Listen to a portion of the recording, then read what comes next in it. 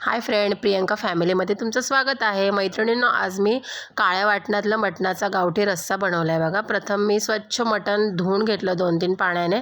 नंतर सूप करायसाठी कांदा, टोमॅटो, अद्रक, लसूण आणि कढीपत्ता टाकून मस्तपैकी तेलावर त्यांना फ्राय करून घेतलं. आणि मग नंतर थोडंसं मीठ घालून त्याच्यामध्ये हळद, थोडंसं हिंग, धना पावडर घालून मी मटण टाकलं त्याच्यामध्ये आणि मटणाला व्यवस्थित परतवून घ्यायचं एकदम छान. ते मटणाला पाणी सुटतं मटणाचं स्वतःचं. ते पाणी चांगलं आटवून द्यायचं.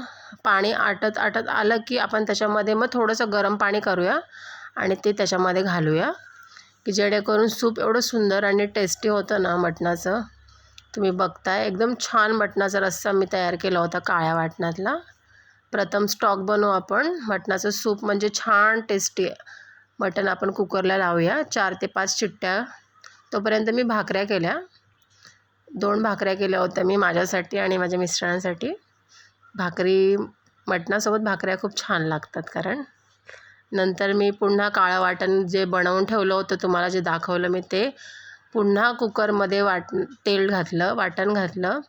वाटणाला थोडंसं परतवायचं, जास्त परतवायचं नाही, कारण आपण पहिले सगळं भाजून घेतलेलं असतं, कांदा खोबरा वगैरे.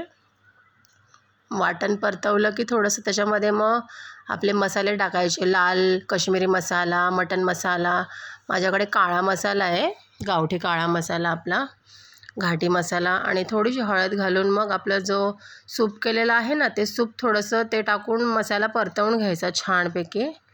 मसाल्याला थोडं तेल सुटू द्यायचं. तेल सुटलं की मग जे आपण बॉईल करून घेतलेलं मटण आहे ना, ते घालूया त्याच्यामध्ये आणि ते घालवून थोडंसं परतवायचं. परत छान असं परतवायचं की जेणेकरून त्याला तेल सुटलं पाहिजे. आणि जे आपलं सूप आहे मग ते रश्श्यामध्ये टाकून व्यवस्थित हलवून घेऊया.